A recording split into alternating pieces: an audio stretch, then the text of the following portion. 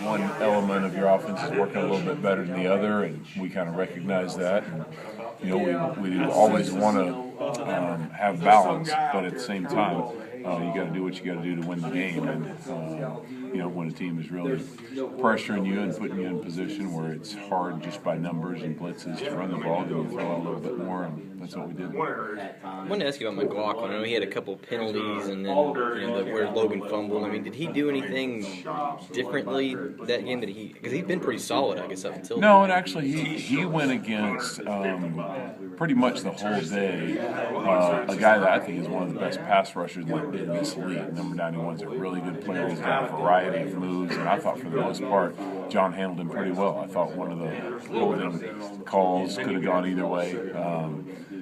You see that call made sometimes. A lot of times you see it not.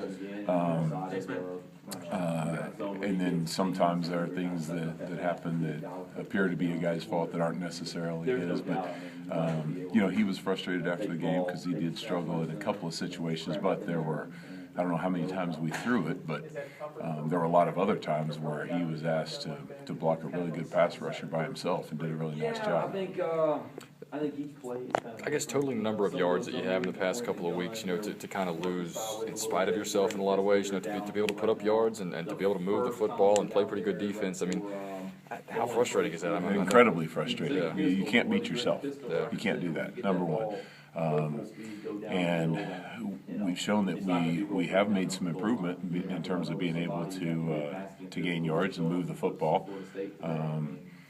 But you can't turn the football over and win games against good opponents.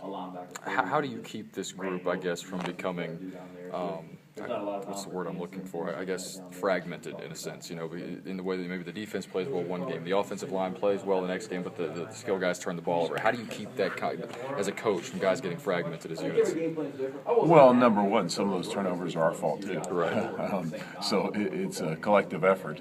But I think first and foremost, we have good kids, and I haven't sensed that not once since I've been here, between one position and the other, or one side of the ball and the other. And I think that is a tribute to our kids, but I think it's also says something about Coach Beamer. I think he does a great job of keeping our kids together and keeping our team all pulling in the right direction together. Sorry if you did this already, but you seem like you have some guys dinged up again. What are you dealing with right now, injury-wise, up there? Nothing that I don't think will keep guys from playing, but maybe miss some practice time. It's that time of the year. Everybody, even the guys that are practicing and playing, are banged up. It's just part of the deal. McLaughlin had the